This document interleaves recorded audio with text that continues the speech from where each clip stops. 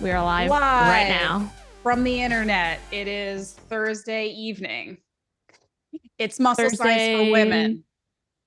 Yes. It's Evening in Ashley. Canada. It's Ashley. It's Rachel. It's talking about food and working out. Okay. I think I just said offline that I was going to answer a question, do the right things, don't be stupid. So obviously I've got all the answers for you. We're going to dive into just a nice, easy little Q&A, because sometimes Yeah. they've piled up a little bit over the holidays. We've got some questions in our inbox. We also got, I think, a fair influx of folks buying our Muscle Science for Women Yeah. program and our Grow Your Glutes workshop. And I love that. I love to see people already planning for their strength goals for the new year. I have a feeling that's kind of what it was. It was people like, maybe, I don't know, maybe they had some holiday money, or maybe they were just like planning their New Year's resolutions or something. But we got some people signing up for our programs, and I love to see it. And you guys, as you go through, like, we sometimes have people, sending us emails, whatever, after they've signed up and asking questions. That's what we're here for. That's another reason why our programs are better than everybody else's, because we will personally answer your questions and talk you through things and support you through your journey. So that's awesome. That's all I got to say about that. We're awesome. We're awesome. You're awesome. Let's do this 2024. Okay. Hell yeah. Got some questions. Let's dive into this question. Nope, not that one. Can you do a little dance or something while I Well, I was gonna say, I just realized I have this huge bruise on my wrist. You can't really see it. What happened to you? See it? Hold I on. just saw that, and then on my I can arm. see it. I had basketball game last night or 2 nights ago, and it was pretty intense. It was the playoffs, and yeah, it was a brawl. You are always hurting yourself at sports. Well, these chicks are intense. They're like, apparently they think it's the WNBA or something. I'm like, chill out. This is rec basketball. Like, let's just be let's chill. not Listen, crazy. I have never been a cheerleader in my younger years, but when I come visit, I will cheerlead on the sidelines, because there's no way Please. in heck I'm getting involved in any of that aggression. Okay. All right. I found the question. All right, let's go. Christy's saying, love your podcast. I'm wondering if there are good ways to isolate glutes, hamstrings, quads when working out at a home gym. I have a squat rack, dumbbells, barbells, weights, but no machines. Love this already. Okay. A little history. I spent 3 to 4 years doing personal training 5 days a week at a small gym. Workouts were amazing, kept my legs looking really strong. Wanted to save some money. So I started working out at home, but I feel like my legs are not getting the same challenging workouts. She's saying, I'm not training as heavy since I'm working out alone. I wonder if I can just increase volume to compensate for lifting less weight. All right. Thoughts? Got it. So absolutely is the answer. You can absolutely isolate what you say, glutes, hamstrings, and quads. Yeah. And she said she does have a squat rack and a barbell and dumbbell. Yeah, 100%. So it's really just like understanding and learning what movements to do to specifically target hypertrophy training. And the biggest thing with that is realizing that if our goal is specifically hypertrophy training, then we want to create as much tension in the muscle tissue as possible. And so time under tension, all of that.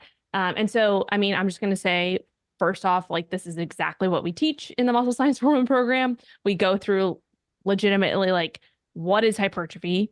How do you get it? What is the most efficient way? And we go through like what particular movements are potentially better than others, right? When you have a specific goal. So I'll just give you an example. You have a barbell, you have plates, and say that your goal is to grow your glutes and your hamstrings. Do you choose to continue to maybe do conventional deadlifts with your barbell, or do we switch things up and do some RDLs where there's more tension in the glutes and the hamstrings than there would be if you did like a conventional deadlift? There's also tons of different tons of different types of deadlifts. So yeah, that's just an example. There's also a lot of ways to get creative, like from the home gym, as you know. And one thing that I'm just thinking about off the top of my head is, like the 45-degree hip extension machine thing, where you basically are doing you're like on a machine and you're doing a hip extension up, right? It's called a 45-degree hip extension. You can actually, if you have a squat rack and a barbell, you can actually set that up at home and you basically put the bar. I have a video of this and we have this in the program. You put the barbell over the squat rack, put some weights on the side so that it's stable. And then you put like a pad or a towel or something along the barbell and you put some dumbbells to anchor your feet, hold a dumbbell or a plate, and you can literally create a 45-degree hip extension machine at home with that. And it's like a great setup. So there's so many different ways to get creative. It's just like knowing what to do. And that's exactly what we show you in the program. So I would also add, I agree. I would also add that it sounds like in her email, she's saying, I don't lift as heavy because I'm alone. Should I just do more volume because I don't want to lift heavy weights? So there's some other like factors going on here. It's like, are you not lifting as much because you're not motivated when someone's not watching you? Are you not lifting as much because you're scared, for like safety purposes? There are also some exercise switches you can make where you can still lift heavy but feel a little bit safer about what you're doing, because I still think that we, within reason and within safety and common sense, trying to lift heavy is good, right? And that's going to look different for different people, but unless you have a really strong health or fear or whatever reason, I don't think we should be trying to find ways around lifting heavy. I think we should try to lift heavy. It's good, right? So if you can, and that's again what our programs, Grow Your Glutes, would be great for Christy, I think, because that's literally what we're talking about. And we offer so many different exercises, most of which can be done at home, especially with the equipment that she has. But there are adjustments you can make so that maybe you don't have to have as heavy of a weight. And going back to your point about the tension thing, right? So I've talked about this in lots of episodes. I've been really like focusing more on lower body over the last like 6 months or so, when the previous 15 years I've mostly focused on upper body because I just prefer it. But it's been really fun, working these bigger muscles and trying to see some growth in my lower body. And one of my favorite exercises for glutes and hamstrings is just like a single leg step up, but like a glute focused step up and holding on to something in front of you. We have videos of this in the Grow Your Glutes, but it's just about the setup. It's about the setup of your body, the angles of your body, so that you hit maybe more glute focused instead of quads. And it's also about the slowness and intention of the movement. So instead of, you see people do it all the time. You're doing step ups on a box or a bench at the gym, and people are just kind of stepping up and stepping down, stepping up and stepping down. And what I've been doing is I've got this glute focus with my body mechanics, and is it concentric? I always get it mixed up. The lowering, I'm going as slow as I possibly can. I'm not adding any weight. It's just my body, and my glutes every time fired up. Those babies are juicy at the end of that. I feel it the next day. And it's just about slow, intentional contraction of my glutes with this range of motion. It's beautiful. You don't need any weight, and there's no safety issues, right? You're holding on to something. So, there's just tons of ways that you can do this. And I think she also maybe just has to like think a little bit more about what are the reasons why the home workouts maybe aren't challenging, is because it's not as fun and not as motivating. And maybe you do want to start switching up and going back to the gym. You don't need a trainer, but go back where there's other people and there's other machines and there's other things, and it's more interesting and fun. Maybe that would spice it up and help a little bit. If that's not in, the future, get our program instead. And we've got lots of options for you, but yeah. Sorry, I muted myself because Lilo was barking. Yeah.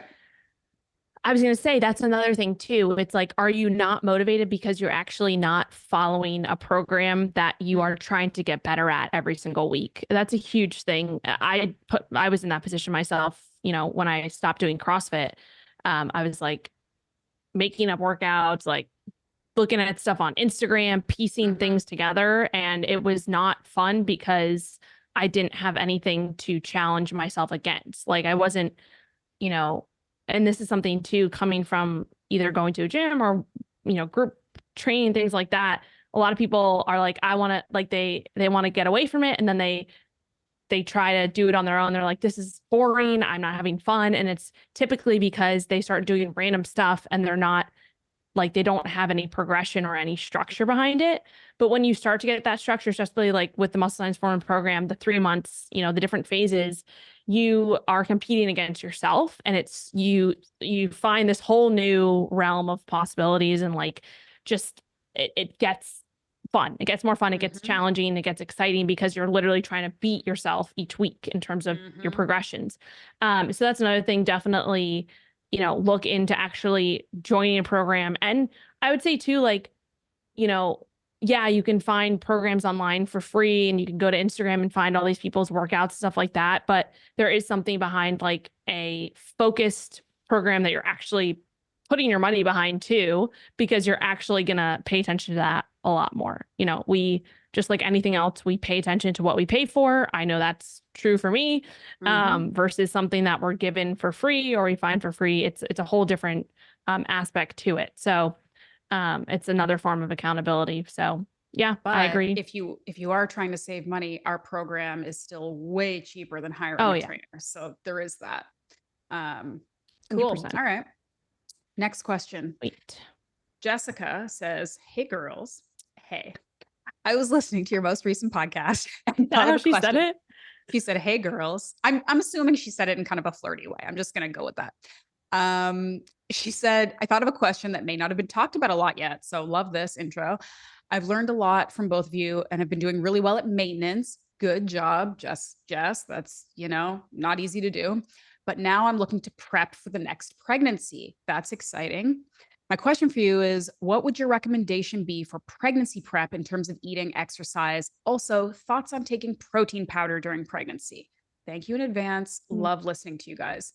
Thank you, Jess. That's very nice of you. Love talking about pregnancy stuff. And first, before we say anything, you got to do this, right? Caveat, disclaimer. We're not doctors. We're not your doctor. We don't know anything about you. Take this with a grain of salt. This is not medical advice. You got to be extra careful with the pregnancy stuff. No, right? 100%. Yeah. With that said, there are some, I think, common sense things that I feel pretty comfortable saying, and I'm sure you do too. You work with a lot of women. And having been pregnant and having gone through all this stuff, I can tell you what worked for me and what I felt very comfortable doing. Protein powder, I think, is perfectly fine. There is no reason I think you need to be concerned about any protein powder, especially if you already are using it regularly and you have a type that you digest well. We can find sometimes when you get pregnant that certain things you used to love and do really well with, you suddenly don't for a while. So if you suddenly are making a protein shake and it's disgusting to you, that's fine. And that's okay too. It's nothing necessarily bad. It's just our bodies are going through a lot of weird stuff. But with that said, if you normally use a good high quality whey protein, keep doing it. Great. Because you want to get your protein in, and sometimes you need to do it with a shake. So again, disclaimer, but I would say, I crush protein shakes the whole time. So there's that. Prepping for pregnancy, again, we don't really know where you're at right now, what you're doing, whatever. But I have said, and if you want to go back, actually, because I have talked about, because this podcast was rebranded. It used to be just me. And when it was Muscle Maven Radio, I did do a couple pregnancy related episodes. So if you want to go back and search, you can find a very long one with me getting very TMI about my whole journey and the pregnancy and the birth and the recovery and nutrition and all of that. So if you want to go listen to that, I'll put it in the show notes too.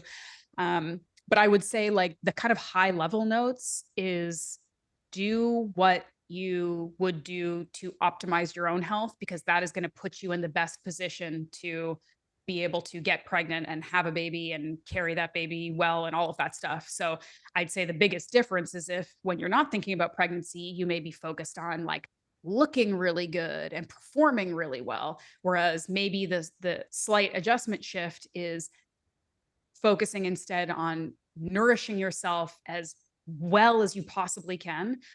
Because one of the big things is at the beginning, when you're getting pregnant and early stages of pregnancy, there's a ton of nutritional requirements, and your body just leaches every vitamin and mineral and nutrient you're taking in and putting it preferentially towards your growing baby. So you want to be like just stocked up with nutrients. So eat really, really well. And if you want to take a prenatal vitamin, or you want to just kind of whatever makes you feel like you're getting the most nutritious diet as possible, I would say definitely do that.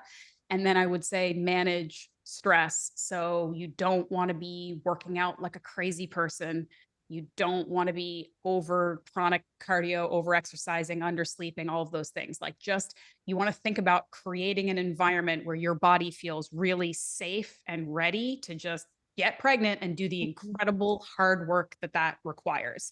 So that's what I would say. If you're somebody who loves to crush and work out an hour a day, like maybe we think about starting to taper that back a little bit, chill just a little bit. And if you're somebody who likes to be really lean and eat really strictly, maybe you want to think about just not even, I'm not even saying like, don't eat the way, just switch the focus from what you want to what your body would want if you're going to be getting pregnant, right? If that makes sense. Yeah. Is there anything you can think of to add to that? No, I mean, I think this is your realm. I mean, I'm not a pro, I've done it once, but I do feel, I think I feel really strongly about it. And it's an area that I have really done a ton of work and research about, because whether you ever want to have kids or not, women's bodies are primed and created and designed to do a really hardcore, crazy thing. And the medical system, the medicalization of sort of birth and being pregnant and all that stuff, and mainstream health information turns that process into something really scary and weird and full of misinformation, the same way that happens with a lot of things surrounding health and fitness. And there's a lot of unlearning that we need to do. And so I think that, again, just focusing on being nourished and your body feeling safe, because that's the thing. It's like our cycles exist to give us feedback, right? And when our cycles are off, or we're missing periods, or that kind of stuff is happening, it's because your body's saying like, there's so much stuff going on. I'm not trying to have a baby right now. You want to be the opposite. You want your body to be like, yeah, I'm ready. Let's do this. So that's kind of general vague information. But like I said, if you want to go back and just kind of search the podcast and search like pregnancy, there will be a couple episodes that come up with more information. And I've had some other people on talking about it. So yeah, I hope that helps. Thanks for listening. Also, I want to say one thing, because I thought this was really funny in one of the emails that we got. And, for everybody listening, again, if you have any questions, or this was an email from someone who just purchased the Grow Your Glutes program. But she started off the email and she said, what did she say? Hold on. It's right here. She said, "Hi, Ashley and Rachel. First off, thank you for existing." You. I'm so happy we exist too. I was like, yeah, that is a great way to start an email. Like we have no choice. I might just start all my emails like that. That is nice. That's very nice. She was like, I'm getting into a health coaching journey, and I came across your podcast a few weeks ago and have started binge listening. She said, I love your knowledge and I love your don't do stupid shit personalities. Yeah, love that. Such a great intro email. Thank you for existing is a very nice thing to say to somebody. Yeah. I'm like, that is probably one of the best ways to ever start any type of conversation. Yeah, thank you for existing. I like that. That's good 2024 energy, I think, for us. Yeah.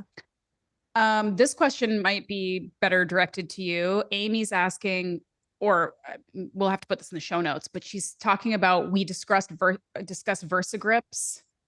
If you would summarize what you talked about them. I don't know if is this one of our many. What's a VersaGrip? The VersaGrips they're just the grips, like the straps, wrist straps, but it's the specific kind. And it's like on your, is it like supposed to kind of help you not, hold on. Yeah, she's going to go get them. Everybody, if you're not watching on YouTube, this is what you're missing. Like, I can see her entire room. Maybe I can look on her bookshelf and see if there's anything weird on there. She's going to get her VersaGrips. Oh, here comes Lilo. I think Lilo's wearing like a shirt of some kind. I'm watching Bree's dog, and so here now we have all the dogs. Now they're playing. Here now we have all the dogs. Okay, dogs out. Quality programming, everybody. Okay, yeah, let me see these bad boys. Okay, so Versa grips are these things. Are these just like easier straps? I like them better because they feel a little bit more secure. In terms of they don't hurt my wrists as much when compared to just like wrist straps. So they're Versa grips. That's just the company. You can get these on Amazon. I'm sure there's also like knockoff brands, but you put it around like this. Yep. Velcro in, and then you put this thing under the bar or the dumbbell, and then you grab it like that. That seems so much easier. Yeah. So I like this a lot because it's a lot easier than like the straps. But again, it has a lot of padding in the wrist area, so it's way more comfortable. You know, so. I might get a set of those because I have straps, which, as you know, we've had many conversations. I use them very infrequently. I prefer no straps. But also one of the reasons, not only just because, again, whatever, my opinion, my personal take, I prefer to just lift weights, raw dog in it, but also it's like your non-dominant hand. It's so hard to get the stupid strap around because you got to like strap it around like 4 times. That's why these are non-dominant hands all jacked up. Anyway. We'll put the link. I have a link that I send everybody for Amazon. I'll put that in the show notes, or we'll put that in the show notes. But yeah, and they have different sizes too. I think I got just like the small or the medium. And they have different colors if you like that stuff. And also they've so they do have knockoff brands. I will say this. So there are knockoff brands, but again, you get what you pay for when it comes to anything. Versa grips are like, I believe a pair of these are maybe like $60, $60 or $70, which seems expensive. I've had these for 3+ years and there's no, like, maybe they look a little wear and tear, but like they're still completely intact. So again, like if you're going to get them, get the good ones, invest in it so that you don't have to go get another pair in a month. Right. Yeah. So yeah. Completely agree. Okay. Hold on. I just want to see, there's a couple questions here that I think we should save for a longer time when we have more time. There's a question here. Someone asked about the walking mat. Remember I said I was going to get this, like the the little like treadmill. I did actually get it. It's right over there. We set it up. I literally have not even used it yet. But she's asking, Mandy is asking,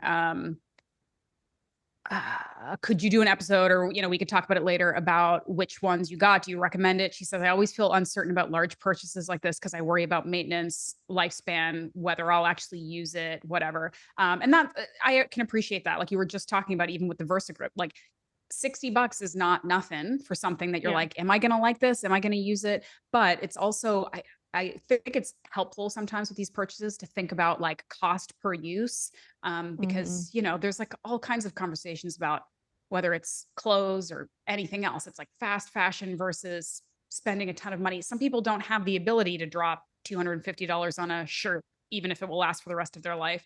But I think it is, when we can budget around things, it's always worth thinking about the investment. If this costs $300, but it lasts for 10 years and I use it every day, that's a really good cost per use sort of ratio, right?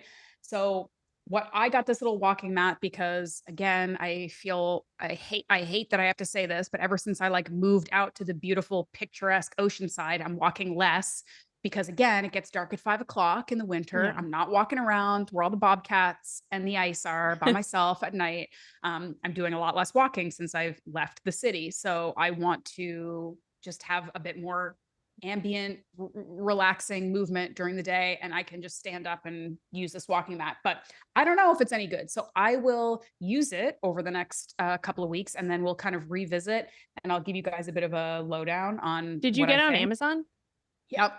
And of course we did the, you know, which one has the best reviews. But the thing about reviews, we all know they can be helpful, but people tend to be more likely to leave negative reviews than positive ones, right? So if you look at anything long enough, if you're reviewing a restaurant or a resort or a piece of equipment or whatever, you're going to find people who are like, everything about this is horrible and I hate it and they should just burn in hell, because people are just more likely. Most people who are happy with something don't that's the unfortunate nature, human nature. We just like are more Yeah. likely to complain about something than we are to say something nice. So reviews are fine, Mhm. but take them with a grain of salt anyway. But we did do Yeah. our research. I feel pretty confident about this one. I'll let you know how it goes and we will report back. So Mandy, just stay tuned for that. Okay. Oh, I did get Cool. a question on Instagram today about meal prepping. Someone just Oh, wants to know generally how much we meal prep, how much time maybe you dedicate to it in a week, what kind of stuff you meal prep. And I thought you might want to start with that. yeah. So I'll say that I definitely meal prep way less than I used to. Like I would say like the last 2 years, I probably like I went from being the person who was like Sunday, I'm gonna, you know, take 1 to 2 hours to prep everything for the week, like meat, veggies, potatoes, whatever. And Mm-hmm. now, at least even the last 2 years, 2 to 3 years maybe, I do like very minimal prep because one, I have an air fryer Yeah. which takes like it's so easy to use. Two, I've just learned the different foods that are really easy to make in like 10-15 minutes that I really enjoy. Um, so yeah, I went from being that person who took like 1 to 2 hours on Sunday meal prep, and now I don't do any meal prep besides just going grocery shopping and knowing Mm-hmm. what I'm gonna have for the week typically. But I will say like I have the advantage. I work from home, it's different. If you're like going into work, like if I'm going into work, then I would probably still be in that camp of like meal prepping lunches for sure. Um, and yeah. So I guess like right now, I typically try to just think about like when I'm thinking about my food for the week, it's less about the recipes and more about like, okay, what are the just like single ingredient things? So what's my protein? What's my vegetable? What's my starch if I'm having one? Where's my fat source? And then piece together a balanced meal with that. Mm-hmm. And I'm sure people follow me. If you follow me on Instagram, like I'll post every now and then, and everything looks the same. It's like my breakfast is pretty much the same: yogurt, cottage cheese, berries, frozen berries, some nuts and seeds. And then with lunch and dinner, it's like a protein source, whether that's, you know, maybe I prep some chicken for a few days in the Instapot, or typically I'll have like a frozen piece of fish that I just defrost overnight in the fridge. So like salmon or tuna steaks, which I get at either Butcher Box or Whole Foods. Throw that in the air fryer for 10 minutes, comes out perfectly every time. You can do like a million different types of seasonings so you never get bored. Mm-hmm. And then I do utilize like frozen veggies and fresh veggies, depending on what I want. That's another like throw it in the pan for 10 minutes, add whatever seasoning. And it's like, it really is not that hard. And you can make literally 10 to 15-minute meals and it be delicious.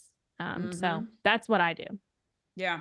Yeah. I think it's important to kind of figure out like, are you somebody who gets bored really easily? Are you somebody with minimal time? Like, you and I are both very fortunate that we are home enough that we don't have to like prep things 4 or 5 days in advance, or else we don't get to eat healthy food. Like, we can just kind of like Mhm. throw things together. But this also does come from years and years and Yeah. years of understanding what foods work for us, what foods we need to kind of get accomplish our goals. And then you and I think both to differing extents are fine with kind of being very repetitive with our food. And to your point, yes, you can change spices. Yes, you can switch from purple sweet potato to regular sweet potato to squash to this kind of squash, all that stuff. But still, you're eating a plate piece of protein you probably put in the oven or the air fryer or fried on a Mhm. skillet. You're eating a side of either rice or squash or potato, and then you put some like fat and some greens and some vegetables on the side or whatever. It's Yeah. I think some people, again, we still get caught up in like it has to be this exciting, beautiful experience every time, when that's nice sometimes and as frequently as you have the energy to expend on it. But most of the time, food should just Mhm. be nutritious and not a crazy hassle. We're kind of prepping sort of maybe like 2 to 3 days worth of food. So we'll do enough rice or sweet potato Yeah. or whatever the starch is that will last us a couple meals for a couple days in a row. And the meat, the protein, we usually do the day of because I don't know, we just do. Yeah. And then same with like vegetables. Again, Alex eats the most vegetables in our family, followed maybe by me. Magnus eats like the perfect carnivore diet. Truly, he eats meat and fruit, and of course he'll eat like cookies or bread or whatever if we put in front of him, which we try not to. But he drinks milk, he eats meat, and he crushes fruit. That's basically his food, Love and it. I'm perfectly fine with it. We are constantly saying, "Try this vegetable, try this vegetable." We keep putting it in front of him, and he keeps saying no. And we're like, okay, we'll just keep trying. But in the meantime, he loves oysters and sardines and oranges and bananas and cod liver. I'm like, I can't get mad at this diet. Like, you're fine and you're growing. I'm not worried about it. And the other day, one of the cool things, one prep thing that we're going to change this year is we're buying finally a like a deep freeze, like a secondary freezer. And we're going to, oh man, I'm so excited. We're going to, there's a farm a little ways away that we're going to go check out and buy, maybe not do like the half a cow, but we're going to go and be like, okay, you've got lamb, you've got cow, you've got chicken, like give us a lot of it. And we're going to go fill our deep freeze. We also have friends who hunt around here, and somebody just dropped off. They killed 2 bucks, which is quite rare. So a male deer, and they gave us the hearts, I 2 saw that on fresh your hearts story. That's cool. and a bunch of steaks.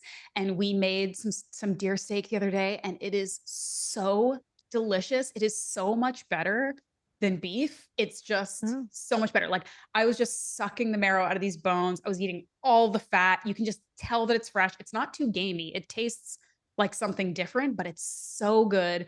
And then we made bone broth out of it, and I cooked the rice in the bone broth. I'm feeling like a homesteader over here. I'm just feeling so good about myself, but it's, it's delicious. So anyway, we're really going to try to like improve the meat situation because it's expensive. It's expensive to eat well. It's expensive to buy in bulk. These things are not easy for anybody these days. So you just got to try to find, the ways that work for you. But yeah, I'm definitely past the days of prepping the whole week and pre-portioning out the meals and stuff. I'm just trying to make it as easy and delicious as possible. And once you get into the routine of the things you like your breakfast, for example, that takes you 2 seconds to make. Like, every morning we have eggs and oatmeal and maybe some avocado and stuff. It takes 2 seconds to make. You just fry them up and you eat them, right? So once you kind of get into the habit. And I was just gonna say too, like you said, the starches, it's like so easy to prep. Like I do sweet potatoes and squash, and I have that, like you said, for like 3 or 4 days. Those are things that stay really well in the fridge, and like you'll start to see these things. Like you're supposed to be like, oh yeah, like these last a long time, so I don't have to worry about them. I cook them once or twice a week, whatever. And then like, I used to pre-prep my protein, but now I'm like, it's just so it takes 5 extra minutes to do it fresh, and it just tastes better. And like it's just kind of knowing that. And then it's also just being prepared. I think a huge piece of the meal prep is just like finding ways to get the food in the easiest way possible, because I think that is a huge hurdle that a lot of people, just even making time to go to the grocery store, you don't have to, right? There's so many ways, there's so many meal in grocery store delivery systems now that you can make your life so easy. If you do like Amazon Fresh, you just literally sit on your couch and be like, da, da, da, da, deliver. That's one thing you can do. Like, what you're doing is get a deep freeze and get all the protein, because the protein is, I think, the hardest thing to come by, especially like budget friendly. So doing it in bulk, getting a deep freeze, which I wish I live in an apartment, so I can't do that. But I do ButcherBox, right? So I get that. And it's like, so once you get into a routine of that, and at least having the stuff in the freezer, and then that is like, I think that's the biggest hurdle. Because once you get there, right? Once you're like, okay, I've found a way to, even if you live in an apartment, I know how to now, like, okay, I need to get a ButcherBox every so often so that I don't overhaul my freezer, but I still have enough. And then in terms of veggies and fruits and like that type of stuff, but once you do it, once you kind of put in the effort and the work for a little bit and get into the groove, like it just, like anything else, just becomes part of your life, and second nature. So yeah, I'd say like doing the work of getting the good ingredients at your house is the bigger battle, even more than the food prepping. Because when it's there and when there isn't anything else there, it's like, okay, I have steaks and chicken thighs in the freezer, and I have some sweet potatoes, and I don't have any other garbage in the house. So guess what? This is what I have. Super easy. And like one of the good things about social media is Instagram and TikTok have no shortage of recipe ideas. And, Yeah. you know, I was going to say, you can literally like, look at search like air fryer, Yeah. whatever. Yeah. Yeah. And look at our pages, because I have a lot of highlights on my Instagram, and some of them, like, you'll see that they're labeled different thing. Like one of them is easy meals, one of them's like 10-minute meals. And they're just meals that I've made in the past. And I'm like, oh, this is a good resource. So I post them there. So if you go to our Instagrams, and then we also, like, on our websites, both of us, we have, like, I have recipes that are just like, some of them I don't even consider recipes, but I put them up there as a quote recipe, because it's an idea for like meal prep too, for those people who do want to prep ahead. And because I do some meal prep for Alex, you know, throughout the week. So I do have some of those up there, and I know you do too. So rgfit.com, and then your website is my name, ashleyvanhouten.com. Yep. Yeah. And a lot of my recipes tend to skew either desserts or organ meats, my two favorite things, but there's plenty there for you. All right, well, let's wrap this up.